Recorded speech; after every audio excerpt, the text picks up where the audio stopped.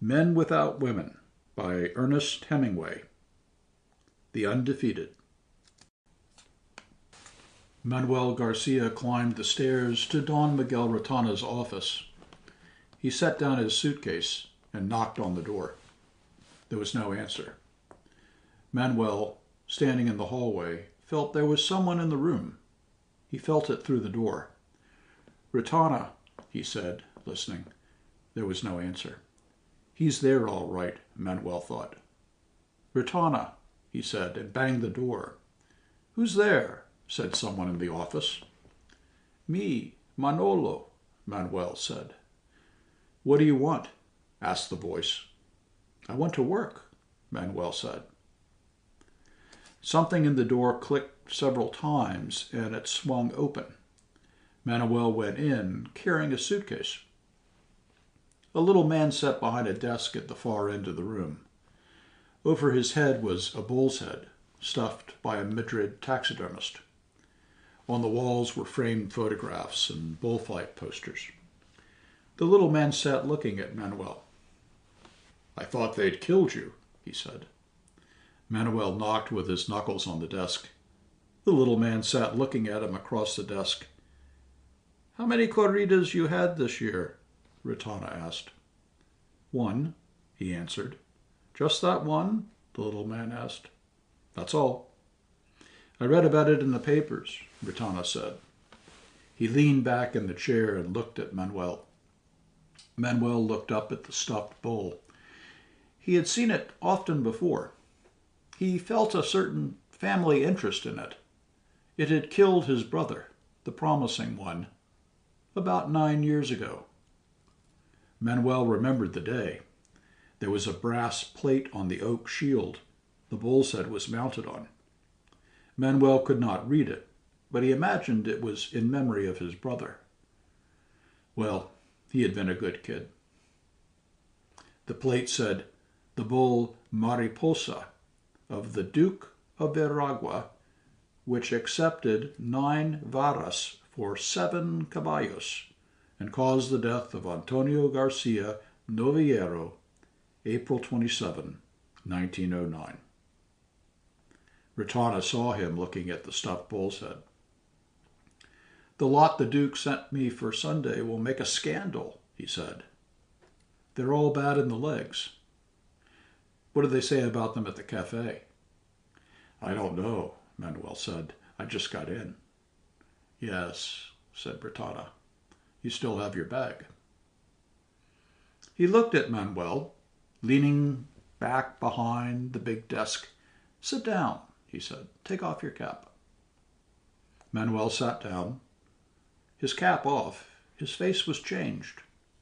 He looked pale, and his coleta, pinned forward on his head so that it would not show under the cap, gave him a strange look. "You don't look well," Retana said.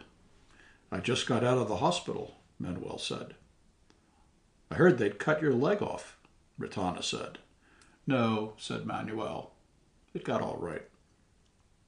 Retana leaned forward across the desk and pushed a wooden box of cigarettes toward Manuel.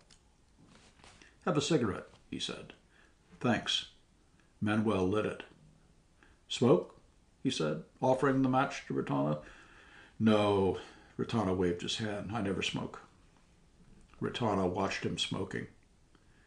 "Why don't you go and get a job and go to work?" he said. "I don't want to work," said Manuel. "I'm a bullfighter." "There aren't any bullfighters anymore," Retana said. "I'm a bullfighter," Manuel said. "Yes, while you're in there," Retana said. Manuel laughed. Retana sat, saying nothing and looking at Manuel. "I'll put you in a nocturnal if you want," Retana offered. "When?" Manuel asked. "Tomorrow night." "I don't like to substitute for anybody," Manuel said. "That was the way they all got killed. That was the way Salvador got killed." He tapped with his knuckles on the table. "That's all I've got," Retana said. "Why don't you put me on next week?" Manuel suggested. "You wouldn't draw," Retana said. "All they want is Litri and Rubito and La Torre. Those kids are good." They'd come to see me get it, Manuel said, hopefully. No, they wouldn't. They don't know who you are anymore. I've got a lot of stuff, Manuel said. I'm offering to put you on tomorrow night, Retana said. You can work with young Hernandez and kill 2 novillos after the chariots. Who's novillos? Manuel asked. I don't know, whatever stuff they've got in the corrals.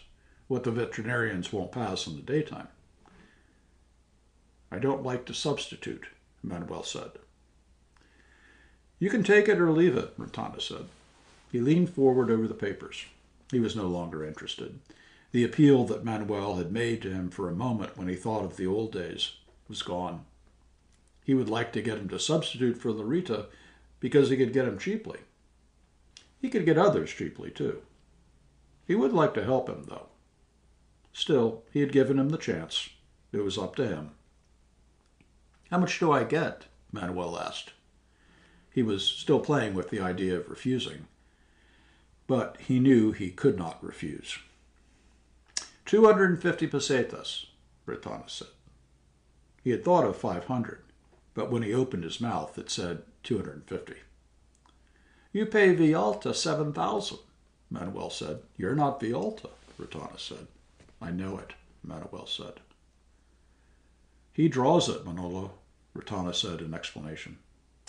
Sure, said Manuel. He stood up. Give me the 300, Retana. All right, Retana agreed. He reached in the drawer for a paper. Can I have 50 now? Manuel asked. Sure, said Retana. He took a 50 peseta note out of his pocketbook and laid it, spread out flat, on the table. Manuel picked it up and put it in his pocket. What about a quadrilla? He asked. There's the boys that always work for me nights, Retana said. They're all right. Well, how about picadors? Manuel asked. They're not much, Retana admitted. I've got to have one good peak, Manuel said. We'll get him then, Retana said. Go and get him. Not out of this, Manuel said. I'm not paying for any quadrillo out of 60 duros. Retana said nothing but looked at Manuel across the big desk. You know I've got to have one good pick, Manuel said. Retana said nothing but looked at Manuel from a long way off. It isn't right, Manuel said. Retana was still considering him, leaning back in his chair, considering him from a long way away. They're the regular picks, he offered. I know, Manuel said. I know your regular picks. Retana did not smile.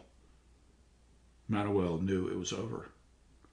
All I want is an even break, Manuel said reasoningly. When I go out there, I want to be able to call my shots on the bull. It only takes one good picador. He was talking to a man who was no longer listening. If you want something extra, Retana said, go and get it. There will be a regular quadrilla out there. Bring as many of your own picks as you want. The charlatava is over by 10:30. All right, Manuel said, if that's the way you feel about it. That's the way, Retana said. I'll see you tomorrow night, Manuel said. I'll be out there, Retana said. Manuel picked up his suitcase and went out. Shut the door, Retana called. Manuel looked back. Retana was sitting forward looking at some papers. Manuel pulled the door tight until it clicked. He went down the stairs and out of the door into the hot brightness of the street. It was very hot in the street, and the light on the white buildings was sudden and hard on his eyes. He walked down the shady side of the steep street toward Puerta del Sol. The shade felt solid and cool as running water. The heat came suddenly as he crossed the intersecting streets. Manuel saw no one he knew in all the people he passed. Just before the Puerta del Sol, he turned into a cafe. It was quiet in the cafe. There were a few men sitting at tables against the wall. At one table, 4 men played cards. Most of the men sat against the wall smoking, empty coffee cups and liqueur glasses before them on the tables. Manuel went through the long room to a small room in back. A man sat at a table in the corner asleep. Manuel sat down at one of the tables. A waiter came in and stood beside Manuel's table. "Have you seen Zorito?" Manuel asked him. "He was in before lunch," the waiter answered. "He won't be back before 5 o'clock." "Bring me some coffee and milk and a shot of the ordinary," Manuel said. The waiter came back into the room carrying a tray with a big coffee glass and a liqueur glass on it. In his left hand he held a bottle of brandy. He swung these down to the table, and a boy who had followed him poured coffee and milk into the glass from two shiny spouted pots with long handles. Manuel took off his cap, and the waiter noticed his pigtail pinned forward on his head. He winked at the coffee boy as he poured out the brandy into the little glass beside Manuel's coffee. The coffee boy looked at Manuel's pale face curiously. "You fighting here?" asked the waiter, corking up the bottle. "Yes," Manuel said, "tomorrow." The waiter stood there, holding the bottle on one hip. "You in the Charlie Chaplin's?" he asked. The coffee boy looked away, embarrassed. "No, in the ordinary." "I thought they were going to have Chavez and Hernandez," the waiter said. "No, me and another." "Who, Chavez or Hernandez?" "Hernandez, I think." "What's the matter with Chavez? He got hurt." "Where did you hear that? Retana?" "Hey, Louis," the waiter called to the next room. "Chavez got cogida." Manuel had taken the wrapper off the lumps of sugar and dropped them into his coffee. He stirred it and drank it down, sweet, hot, and warming in his empty stomach. He drank off the brandy. "Give me another shot of that," he said to the waiter. The waiter uncorked the bottle and poured the glass full, slopping another drink into the saucer. Another waiter had come up in front of the table. The coffee boy was gone. "Is Chavez hurt bad?" the second waiter asked Manuel. "I don't know," Manuel said. "Retana didn't say." "A hell of a lot he cares," the tall waiter said. Manuel had not seen him before. He must have just come up. "If you stand in with Retana in this town, you're a made man," the tall waiter said. "If you aren't in with him, you might as well just go out and shoot yourself." "You said it," the other waiter who had come in said. "You said it then." "You're right, I said it. I know what I'm talking about when I talk about that bird." "Look what he's done for Villalta," the first waiter said. "And that ain't all," the tall waiter said. "Look what he's done for Marcial Lalanda. Look what he's done for Nacional." "You said it, kid," agreed the short waiter. Manuel looked at them, standing talking in front of his table. He had drunk his second brandy. They had forgotten about him. They were not interested in him. "Look at that bunch of camels," the tall waiter said. "Did you ever see this Nacional too?" "I saw him last Sunday, didn't I?" "He's a giraffe," the short waiter said. "What did I tell you?" the tall waiter said. "Those are Retana's boys." "Say, give me another shot of that," Manuel said. He had poured the brandy the waiter had slopped over in the saucer into his glass and drank it while they were talking. The original waiter poured his glass full mechanically, and the three of them went out of the room talking.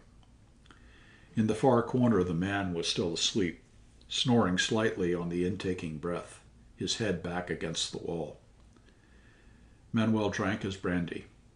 He felt sleepy himself. It was too hot to go out into the town. Besides, there was nothing to do. He wanted to see Zorito. He would go to sleep while he waited. He kicked his suitcase under the table to be sure it was there. Perhaps it would be better to put it back under the seat, against the wall. He leaned down and shoved it under. Then he leaned forward on the table and went to sleep. When he woke, there was someone sitting across the table from him. He was a big man with a heavy brown face, like an Indian. He had been sitting there some time. He had waved the waiter away and sat reading the paper and occasionally looking down at Manuel, asleep, his head on the table. He read the paper laboriously, forming the words with his lips as he read. When it tired him, he looked at Manuel. He sat heavily in the chair, his black Cordoba hat tipped forward. Manuel sat up and looked at him. "Hello, Zorito," he said. "Hello, kid," the big man said. "I've been asleep." Manuel rubbed his forehead with the back of his fist. "I thought maybe you were." "How's everything?" "Good. How's everything with you?" "Not so good." They were both silent. Zorito, the picador, looked at Manuel's white face. Manuel looked down at the picador's enormous hands folding the paper to put away in his pocket. "I got a favor to ask you, Manos," Manuel said. Manos Duros was Zorito's nickname. He never heard it without thinking of his huge hands. He put them forward on the table self-consciously.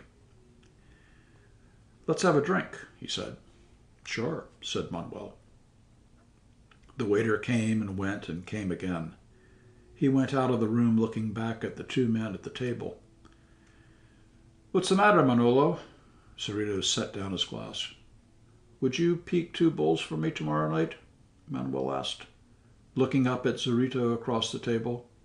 "No," said Zorito, "I'm not peeking." Manuel looked down at his glass. He had expected that answer. Now he had it. Well, he had it. "I'm sorry, Manolo, but I'm not peeking." Zorito looked at his hands. "That's all right," Manuel said. "I'm too old," Zorito said. "I just asked you," Manuel said. "Is it the nocturnal tomorrow?" "That's it. I figured if I had just one good pick, I could get away with it." "How much are you getting?" 300 pesetas.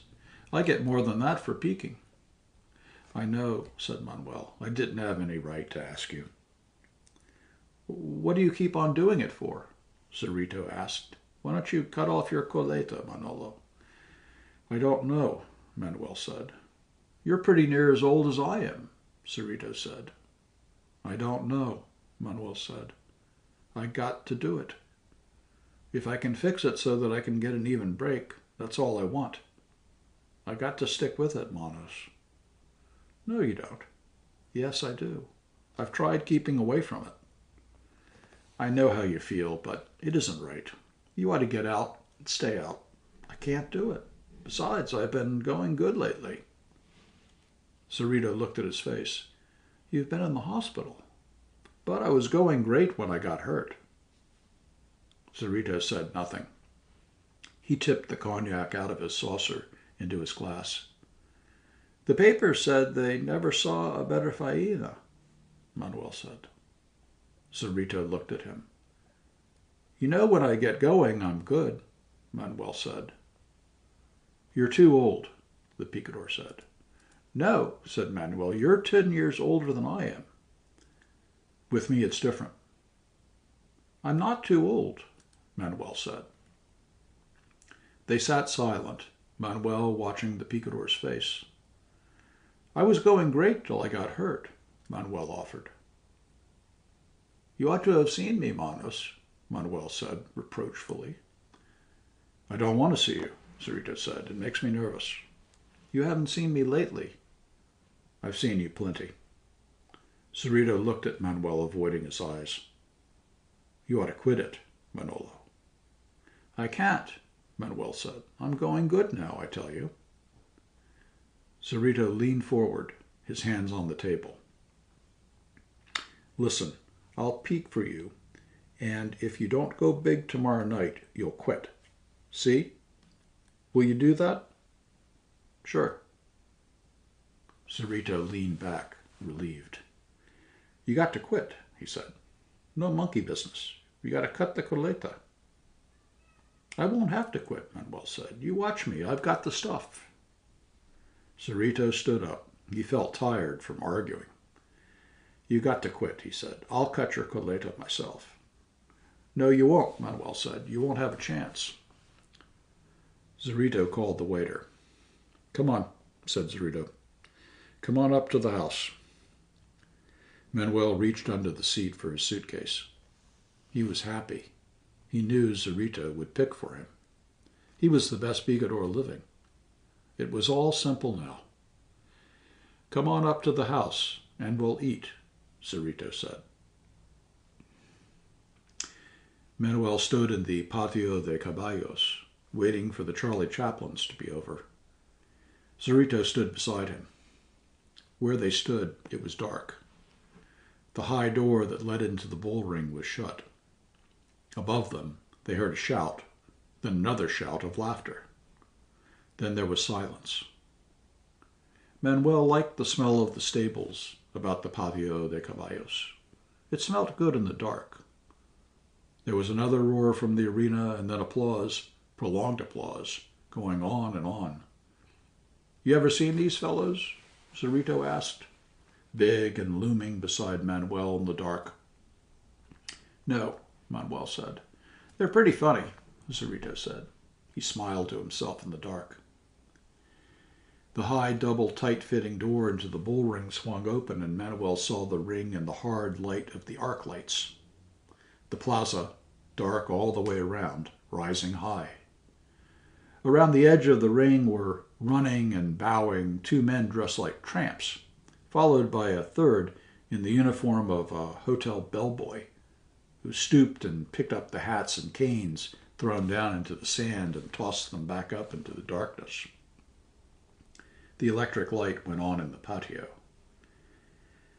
"I'll climb onto one of those ponies while you collect the kids," Zorito said. Behind them came the jingle of the mules, coming out to go into the arena and be hitched onto the dead bull.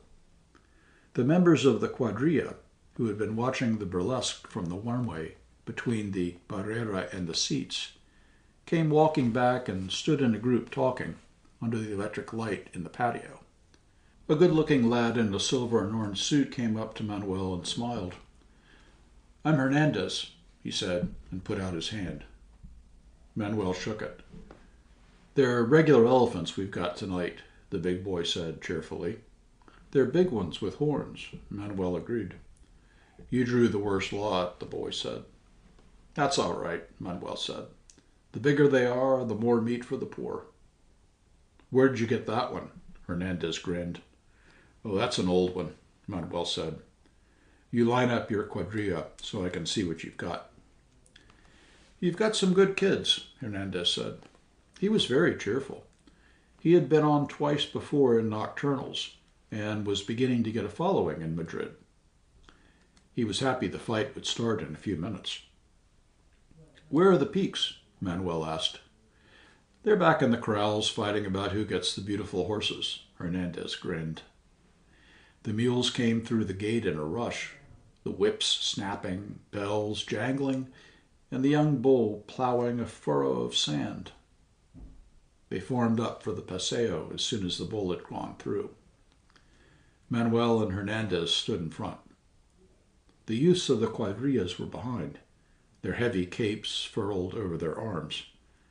In back, the four picadors, mounted, holding their steel-tipped push-poles erect in the half-dark of the corral. "It's a wonder Retana wouldn't give us enough light to see the horses by," one picador said. "Well, he knows we'll be happier if we don't get too good a look at these skins," another peak answered. "This thing I'm barely on keeps me off the ground," the picador said. "Well, they're horses." "Sure, they're horses." They talked, sitting their gaunt horses in the dark. Zorito said nothing. He had the only steady horse of the lot. He had tried him, wheeling him in the corrals, and he responded to the bit and the spurs.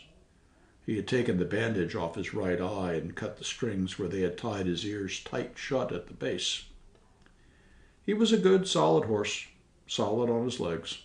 That was all he needed. He intended to ride him all through the corrida.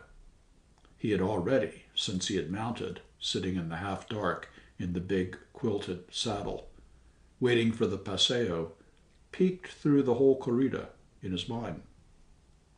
The other picadors went on talking on both sides of him. He did not hear them.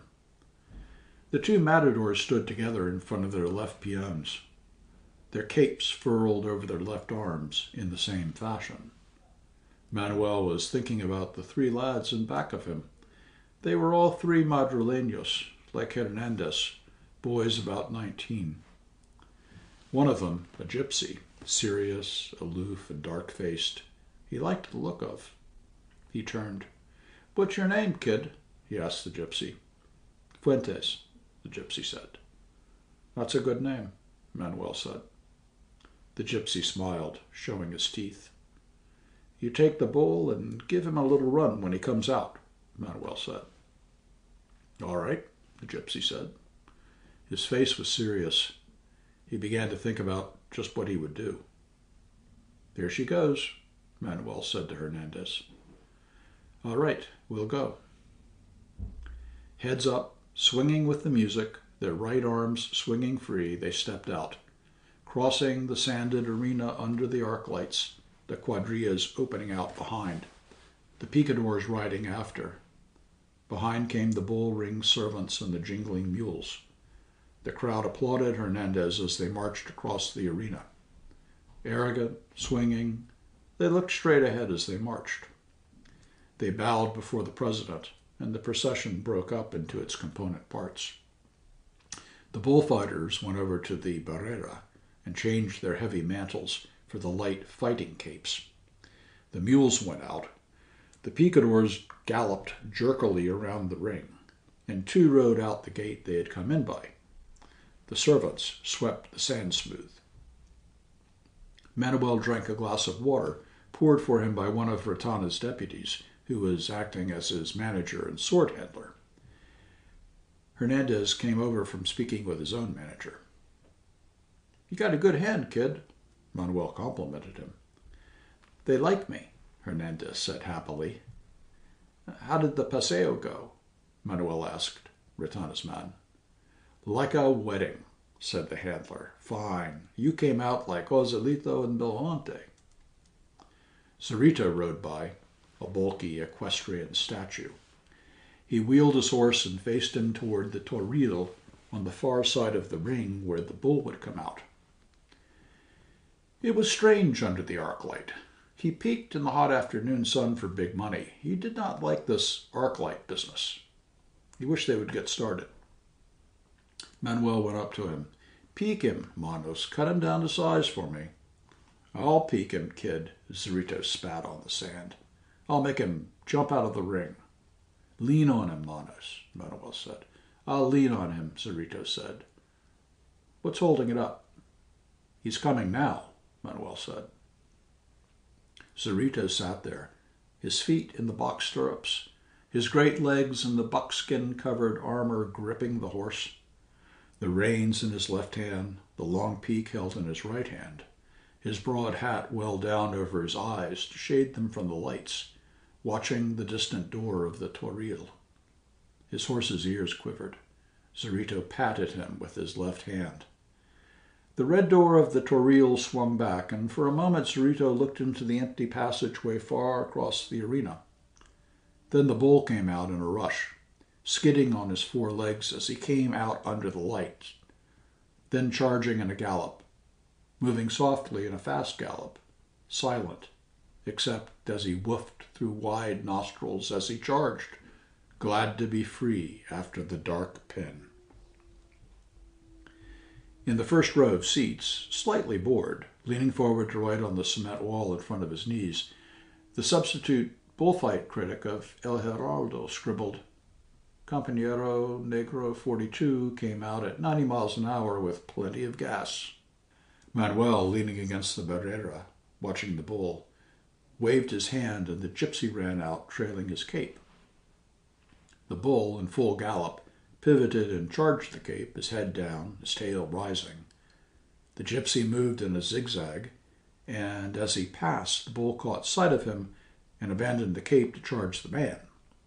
The gyp sprinted and vaulted the red fence of the barrera as the bull struck it with his horns.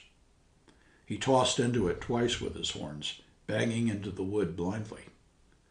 The critic of El Heraldo lit a cigarette and tossed the match at the bull, then wrote in his notebook, Large, and with enough horns to satisfy the cash customers, Compañero showed a tendency to cut into the terrain of the bullfighters. Manuel stepped out onto the hard sand as the bull banged into the fence. Out of the corner of his eye, he saw Zorito sitting the white horse close to the barrera, about a quarter of the way around the ring to the left. Manuel held the cape close in front of him, a fold in each hand, and shouted at the bull. "Huh! Huh!" The bull turned, seemed to brace against the fence as he charged in a scramble, driving into the cape as Manuel sidestepped, pivoted on his heels with the charge of the bull, and swung the cape just ahead of the horns. At the end of the swing, he was facing the bull again and held the cape in the same position, close in front of his body, and pivot again as the bull recharged. Each time as he swung, the crowd shouted. 4 times he swung with the bull, lifting the cape so that it billowed full, and each time bringing the bull around to charge again. Then at the end of the 5th swing, he held the cape against his hip and pivoted, so the cape swung out like a ballet dancer's skirt and wound the bull around himself like a belt to step clear, leaving the bull facing Zorito on the white horse. Come up and planted firm, the horse facing the bull, its ears forward, its lips nervous, Zorito, his hat over his eyes, leaning forward, the long pole sticking out before and behind in a sharp angle under his right arm, held halfway down, the triangular iron point, facing the bull. El Heraldo's second-string critic, drawing on his cigarette his eyes on the bull, wrote, "The veteran Manolo designed a series of acceptable Veronicas, ending in a very Belmontistic recorte that earned applause from the regulars, and we entered the tercio of the cavalry." Zorito sat his horse, measuring the distance between the bull and the end of the peak. As he looked, the bull gathered himself together and charged, his eyes on the horse's chest. As he lowered his head to hook, Zorito sunk the point of the peak in the swelling hump of muscle above the bull's shoulder, leaned all his weight on the shaft, and with his left hand pulled the horse into the air, front hooves pawing, and swung him to the right as he pushed the bull under and through, so the horns passed safely under the horse's belly, and the horse came down, quivering, the bull's tail brushing his chest as he charged the cape Hernandez offered him. Hernandez ran sideways, taking the bull out and away with the cape toward the other picador. He fixed with a swing of the cape, squarely facing the horse and rider, and stepped back.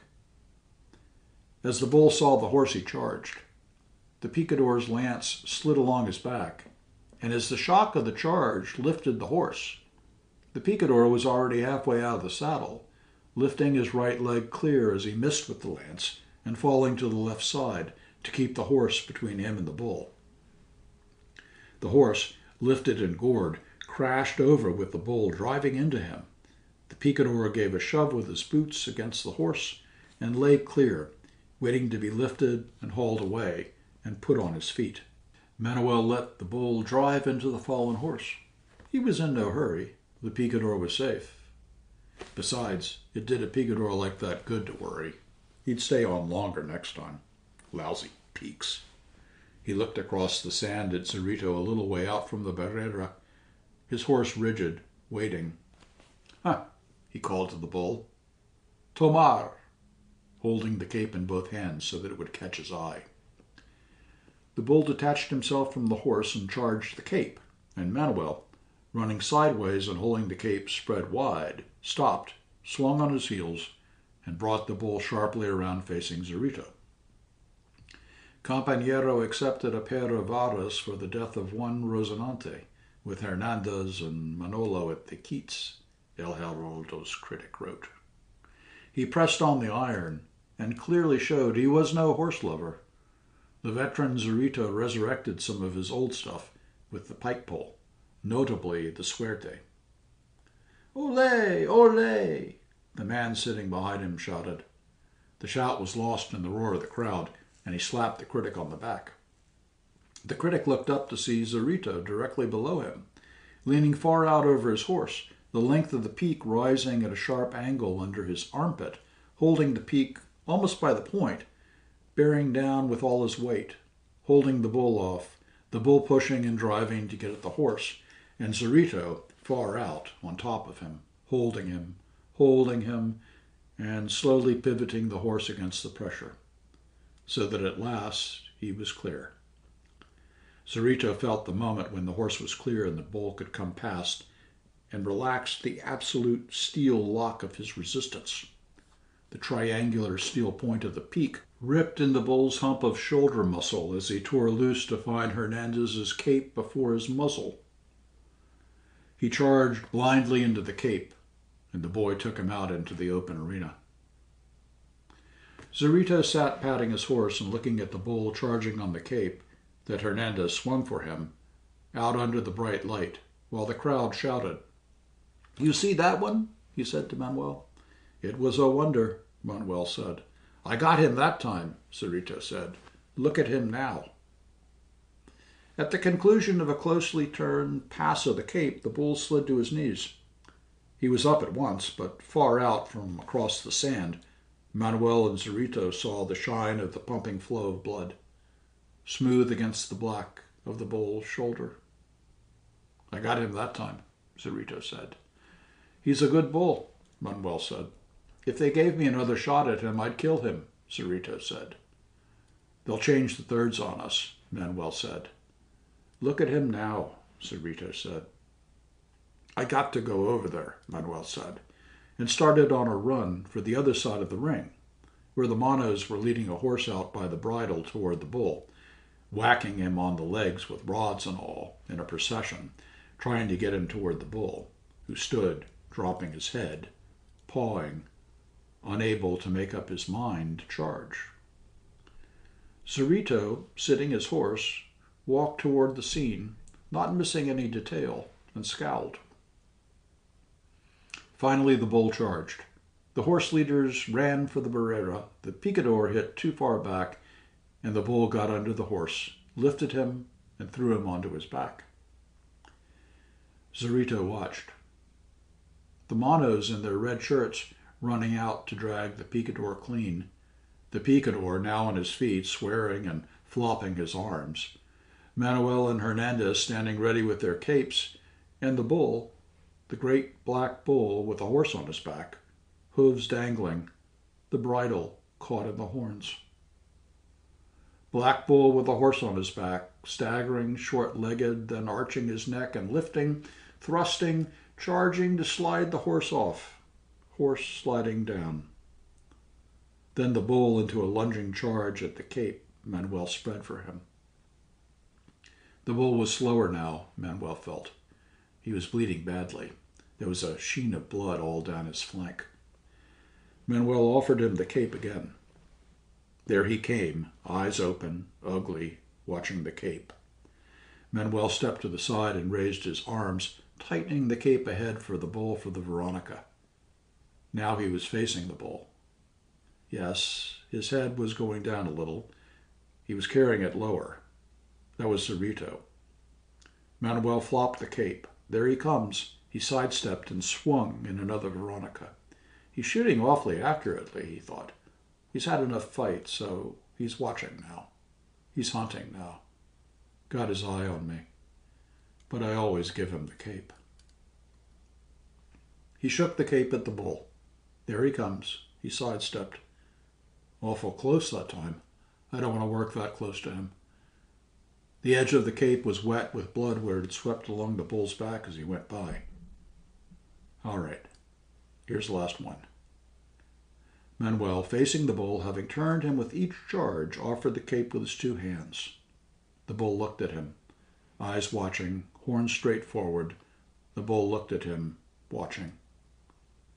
"Huh," Manuel said. "Toro," and leaning back, swung the cape forward. Here he comes. He sidestepped, swung the cape in back of him, and pivoted so the bull followed a swirl of cape and then was left with nothing, fixed by the pass, dominated by the cape. Manuel swung the cape under his muzzle with one hand to show the bull was fixed and walked away. There was no applause. Manuel walked across the sand toward the barrera while Zorito rode out of the ring. The trumpet had blown to change the act to the planting of the banderillos, while Manuel had been working with the bull. He had not consciously noticed it. The monos were spreading canvas over the two dead horses and sprinkling sawdust around them. Manuel came up to the barrera for a drink of water. Retana's man handed him the heavy, porous jug. Fuentes, the tall gypsy, was standing holding a pair of banderillos, holding them together. Slim red sticks, fishhooks, points out. He looked at Manuel. "Go on out there," Manuel said. The gypsy trotted out. Manuel set down the jug and watched. He wiped his face with the handkerchief.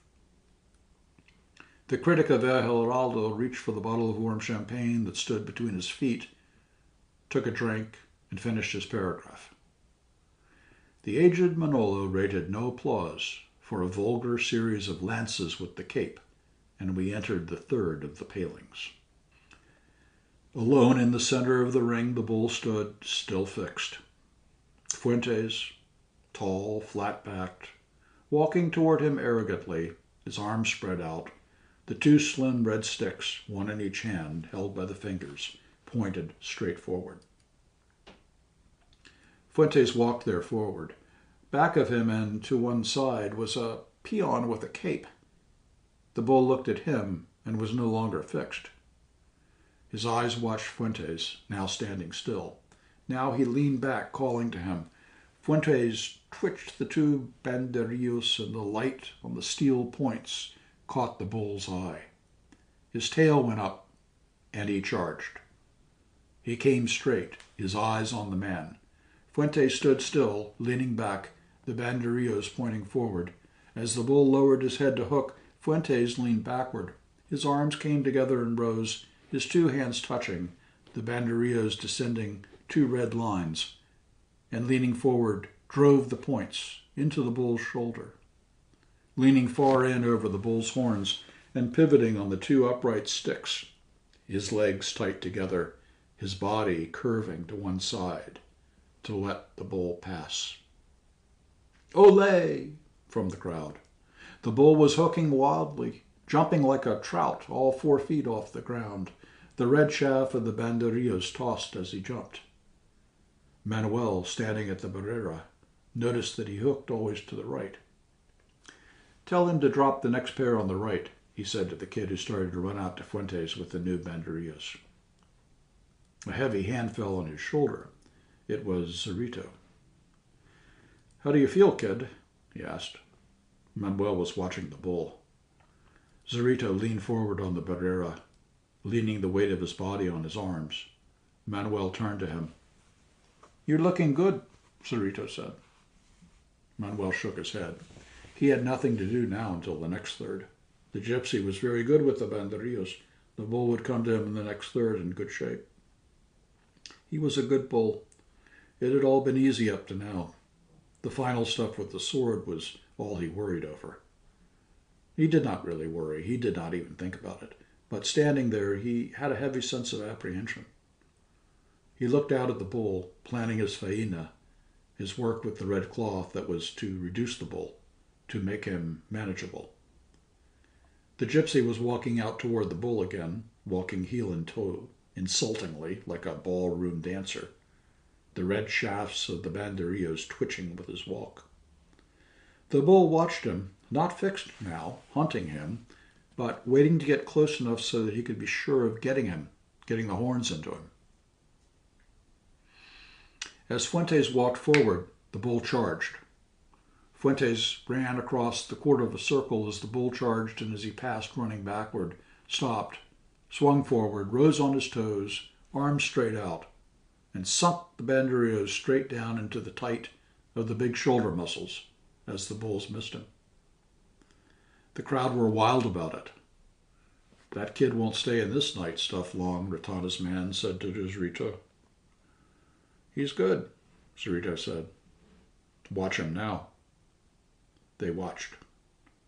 Fuentes was standing with his back against the barrera. Two of the cuadrilla were back of him, with their capes ready to flop over the fence to distract the bull. The bull, with his tongue cut out, his barrel heaving, was watching the gypsy. He thought he had him now, back against the red planks, only a short charge away. The bull watched him.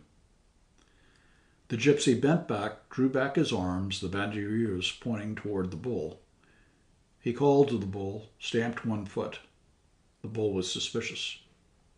He wanted the man, no more barbs in the shoulder. Fuentes walked a little closer to the bull, bent back, called again. Somebody in the crowd shouted a warning. "He's too damn close," Cerrito said. "Watch him," Retana's man said. Leaning back, inciting the bull with the banderillas, Fuentes jumped, both feet off the ground. As he jumped, the bull's tail rose and he charged. Fuentes came down on his toes, arms straight out, whole body arching forward, and drove the shafts straight down as he swung his body clear of the right horn. The bull crashed into the barrera, where the flopping capes had attracted his eye as he lost the man. The gypsy came running along the barrera toward Manuel, taking the applause of the crowd. His vest was ripped, where he had not quite cleared the point of the horn. He was happy about it, showing it to the spectators. He made the tour of the ring. Cerrito saw him go by, smiling, pointing at his vest. He smiled. Somebody else was planting the last pair of banderillas. Nobody was paying any attention.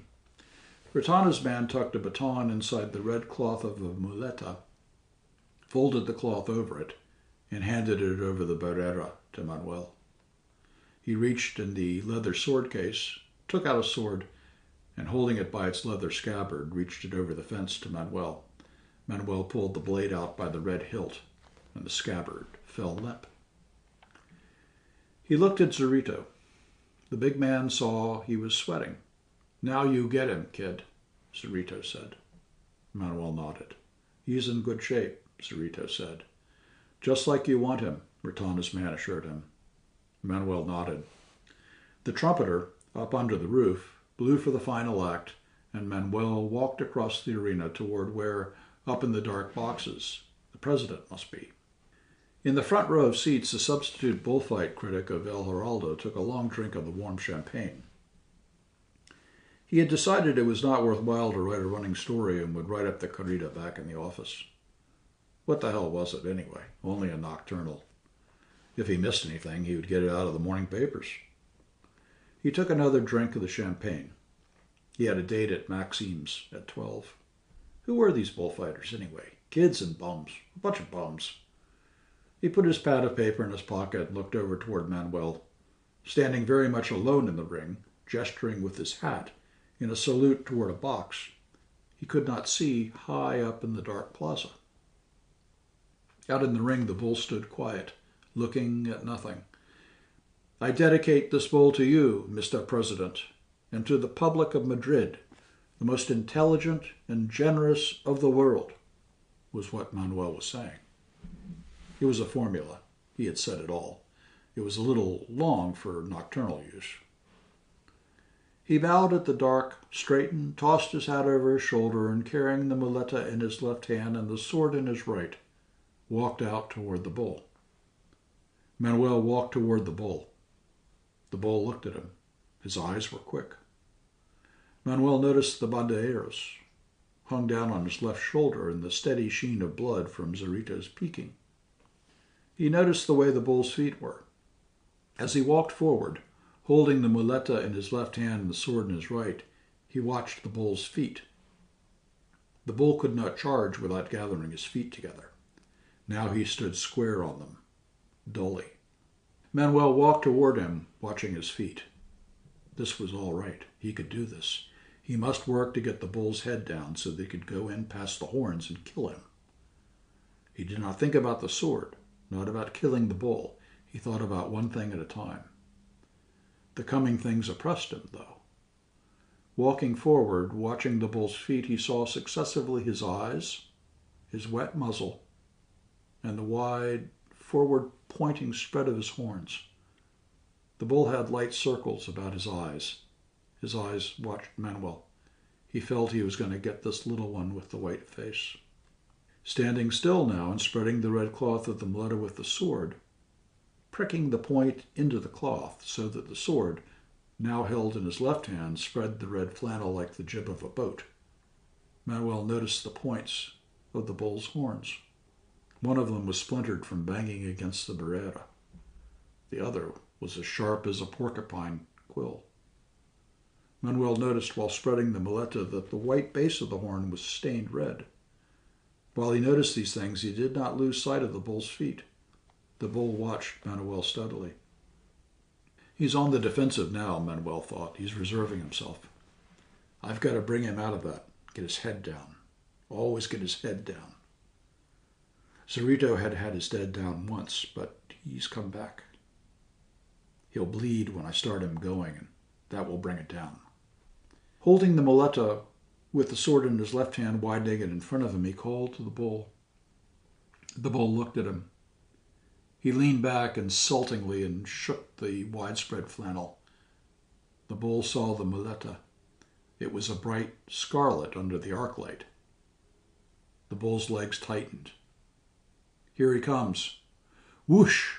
Manuel turned as the bull came and raised the muleta so that it passed over the bull's horns and swept down his broad back from head to tail. The bull had gone clean up in the air with the charge. Manuel had not moved. At the end of the pass, the bull turned like a cat coming around a corner and faced Manuel. He was on the offensive again. His heaviness was gone. Manuel noted the fresh blood shining down the black shoulder and dripping down the bull's leg.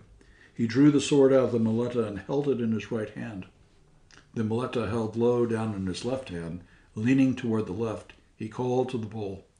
The bull's legs tightened, his eyes on the muleta. Here he comes, Manuel thought. Yah! He swung with the charge, sweeping the muleta ahead of the bull, his feet firm, the sword following the curve, a point of light under the arcs.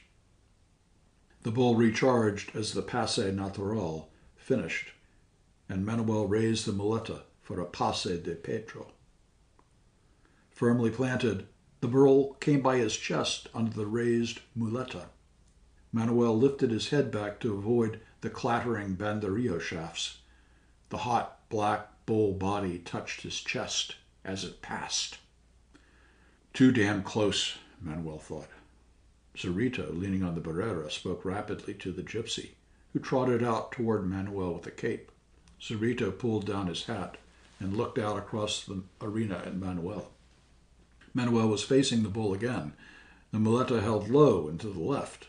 The bull's head was down as he watched the muleta.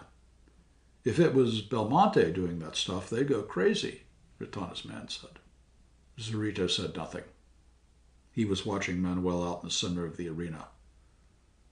Where did the boss dig this fellow up? Retana's man asked. Out of the hospital, Cerrito said. That's where he's going damn quick, Retana's man said. Cerrito turned on him. Knock on that, he said, pointing to the barrera. I was just kidding, man, Retana's man said. Knock on the wood. Retana's man leaned forward and knocked 3 times on the barrera. Watch the faena, Cerrito said. Out in the center of the ring, under the lights, Manuel was kneeling, facing the bull, and as he raised the muleta in both hands, the bull charged, tail up. Manuel swung his body clear, and as the bull recharged, brought around the muleta in a half circle that pulled the bull to his knees. Why, that's one great bullfighter, Retana's man said. No, he's not, said Cerrito. Manuel stood up, and the muleta in his left hand, the sword in his right, acknowledged the applause from the dark plaza. The bull had humped himself up from his knees and stood waiting, his head low. Cerrito spoke to 2 of the other lads of the quadrilla, and they ran out to stand back of Manuel with their capes. There were 4 men back of him now. Hernandez had followed him since he first came out with the muleta. Fuentes stood watching, his cape held against his body, tall, in repose, watching lazy-eyed. Now the 2 came up. Hernandez motioned them to stand, one at each side. Manuel stood alone, facing the bull. Manuel waved back the men with the capes. Stepping back cautiously, they saw his face was white and sweating. Didn't they know enough to keep back? Did they want to catch the bull's eye with the capes after he was fixed and ready? He had had enough to worry about without that kind of thing. The bull was standing, his 4 feet square, looking at the muleta. Manuel furled the muleta in his left hand. The bull's eyes watched it. His body was heavy on his feet. He carried his head low, but not too low. Manuel lifted the muleta at him. The bull did not move. Only his eyes watched. He's all lead, Manuel thought. He's all square. He's framed right. He'll take it. He thought in bullfight terms. Sometimes he had a thought and the particular piece of slang would not come into his mind and he could not realize the thought. His instincts and his knowledge worked automatically and his brain worked slowly and in words. He knew all about bulls. He did not have to think about them. He just did the right thing. His eyes noted things and his body performed the necessary measures without thought. If he thought about it, he would be gone. Now, facing the bull, he was conscious of many things at the same time. There were the horns, the one splintered, the other one smoothly sharp, the need to profile himself toward the left horn, lance himself short and straight, lower the muleta so the bull would follow it, and, going in over the horns, put the sword all the way into a little spot about as big as a 5 peseta piece, straight into the back of the neck, between the sharp pitch of the bull's shoulders. He must do all this and must then come out from between the horns. He was conscious he must do all this, but his only thought was in words. Corto y derecho. Corto y derecho, he thought, furling the muleta. Short and straight. Corto y derecho.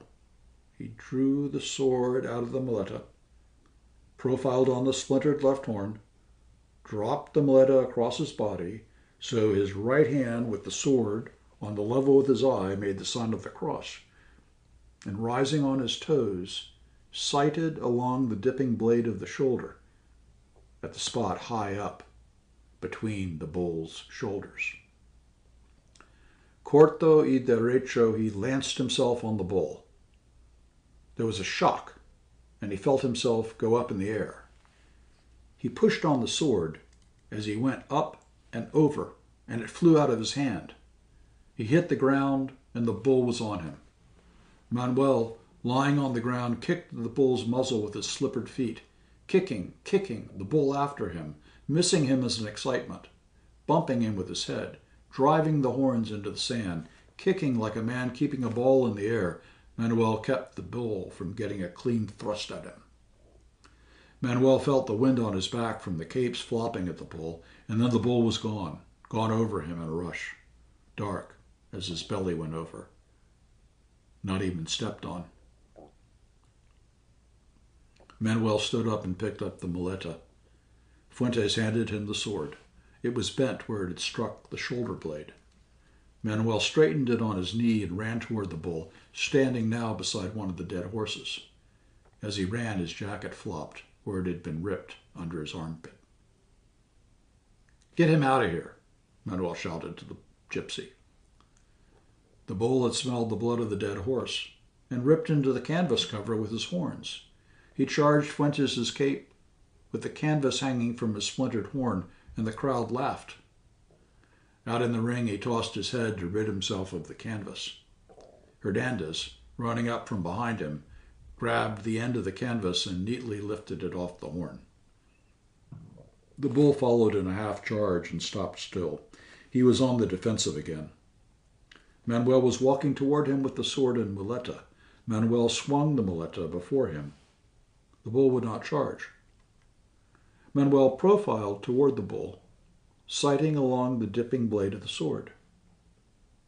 The bull was motionless, seemingly dead on his feet, incapable of another charge. Manuel rose to his toes, sighting along the steel, and charged. Again there was the shock, and he felt himself being borne back in a rush to strike hard on the sand. There was no chance of kicking this time. The bull was on top of him. Manuel lay as though dead, his head on his arms, and the bull bumped him. Bumped his back, bumped his face in the sand. He felt the horn go into the sand between his folded arms. The bull hit him in the small of the back. His face drove into the sand. The horn drove through one of his sleeves, and the bull ripped it off. Manuel was tossed clear, and the bull followed the capes. Manuel got up, found the sword and muleta, tried the point of the sword with his thumb, and then ran toward the barrera for a new sword. Retana's man headed in the sword over the edge of the barrera. "Wipe your face," he said. Manuel, running again toward the bull, wiped his bloody face with his handkerchief. He had not seen Zorito. Where was Zorito? The cuadrilla had stepped away from the bull and waited with their capes. The bull stood, heavy and dull again after the action. Manuel walked toward him with the muleta. He stopped and shook it. The bull did not respond. He passed it right and left and right before the bull's muzzle. The bull's eyes watched it and turned with the swing, but he would not charge. He was waiting for Manuel. Manuel was worried. There was nothing to do but go in, corto y derecho. He profiled close to the bull, crossed the muleto in front of his body, and charged. As he pushed in the sword, he jerked his body to the left to clear the horn. The bull passed him, and the sword shot up in the air, twinkling under the arc lights to fall red-hilted on the sand. Manuel ran over and picked it up. It was bent, and he straightened it over his knee. As he came running toward the bull, fixed again now, he passed Hernandez standing with his cape. "He's all bone," the boy said encouragingly. Manuel nodded, wiping his face. He put the bloody handkerchief in his pocket. There was the bull. He was close to the barrera now. Damn him. Maybe he was all bone. Maybe there was not any place for the sword to go in. The hell there wasn't, he'd show them. He tried to pass with the muleta, and the bull did not move. Manuel chopped the muleta back and forth in front of the bull. Nothing doing. He furled the muleto, drew his sword out, profiled, and drove in on the bull. He felt the sword buckle as he shoved it in, leaning his weight on it, and then it shot high in the air, end over ending into the crowd. Manuel had jerked clear as the sword jumped. The first cushions thrown down from the dark missed him. Then one hit him in the face, his bloody face, looking toward the crowd. They were coming down fast, spotting the sand. Somebody threw an empty champagne bottle from close range.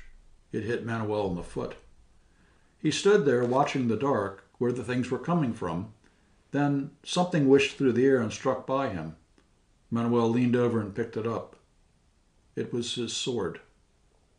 He straightened it over his knee and gestured with it towards the crowd. "Thank you," he said. "Thank you." Oh, the dirty bastards. Dirty bastards. Oh, the lousy, dirty bastards. He kicked into a cushion as he ran. There was the bull, the same as ever. "All right, you dirty, lousy bastard." Manuel passed the muleto in front of the bull's black muzzle. Nothing doing. "You won't. All right." He stepped close and jammed the sharp peak of the muleto into the bull's damp muzzle. The bull was on him as he jumped back, and as he tripped on a cushion, he felt the horn go into him, into his side. He grabbed the horn with his two hands and rode backward, holding tight onto the place. The bull tossed him, and he was clear. He lay still. It was all right. The bull was gone. He got up, coughing and feeling broken and gone. The dirty bastards. "Give me the sword," he shouted. "Give me the stuff." Fuentes came up with the muleta and the sword. Hernandez put his arm around him. "Go on to the infirmary, man," he said. "Don't be a damn fool." "Get away from me," Manuel said. Get the hell away from me. He twisted free. Hernandez shrugged his shoulders. Manuel ran toward the bull. There was the bull standing, heavy, firmly planted. All right, you bastard. Manuel drew the sword out of the muleta, sighted with the same movement, and flung himself onto the bull. He felt the sword go in all the way, right up to the guard, 4 fingers and his thumb into the bull. The blood was hot on his knuckles, and he was on top of the bull. The bull lurched with him as he lay on and seemed to sink. Then he was standing clear. He looked at the bull going down slowly over his side, then suddenly 4 feet in the air. Then he gestured at the crowd, his hand warm from the bull blood. All right, you bastards. He wanted to say something, but he started to cough. It was hot and choking. He looked down for the muleta. He must go over and salute the president. President, hell. He was sitting down looking at something. It was the bull. His 4 feet up, thick tongue out, things crawling around under his belly and under his legs, crawling where the hair was thin. Dead bull. To hell with the bull. To hell with them all. He started to get to his feet and commenced to cough. He sat down again, coughing. Somebody came and pushed him up. They carried him across the ring to the infirmary, running with him across the sand, standing blocked at the gate as the mules came in. Then around the dark passageway, men grunting as they took him up the stairway, and then laid him down. The doctor and 2 men in white were waiting for him. They laid him out on the table. They were cutting away his shirt. Manuel felt tired. His whole chest felt scalding inside. He started to cough, and they held something to his mouth. Everybody was very busy. There was an electric light in his eyes. He shut his eyes. He heard someone coming very heavily up the stairs. Then he did not hear it. Then he heard a noise far off. That was the crowd. Well, somebody would have to kill his other bull. They had cut away all his shirt. The doctor smiled at him. There was Retana. Hello, Retana, Manuel said. He could not hear his voice. Retana smiled at him and said something. Manuel could not hear it. Zorrito stood beside the table, bending over where the doctor was working. He was in his picador clothes, without his hat. Zorrito said something to him. Manuel could not hear it. Zorrito was speaking to Retana. One of the men in white smiled and handed Retana a pair of scissors. Retana gave them to Zorrito. Zorrito said something to Manuel. He could not hear it. To hell with this operating table. He'd been on plenty of operating tables before. He was not going to die. There would be a priest if he was going to die. Zorrito was saying something to him, holding up the scissors. That was it. They were going to cut off his coleta. They were going to cut off his pigtail. Manuel sat up on the operating table. The doctor stepped back, angry. Someone grabbed him and held him. You couldn't do a thing like that, Manos, he said. He heard suddenly, clearly, Zorrito's voice. That's all right, Zorrito said. I won't do it. I was joking. I was going good, Manuel said. I didn't have any luck, that was all. Manuel lay back. They had put something over his face. It was all familiar. He inhaled deeply. He felt very tired. He was very, very tired. They took the thing away from his face. I was going good, Manuel said, weakly. I was going great. Retana looked at Zorrito and started for the door. I'll stay here with him, Zorrito said. Retana shrugged his shoulders. Manuel opened his eyes and looked at Zorrito. Wasn't I going good, Manos? He asked for confirmation. Sure, said Zorrito. You were going great. The doctor's assistants put the cone over Manuel's face, and he inhaled deeply. Zorrito stood awkwardly, watching. End of section 1.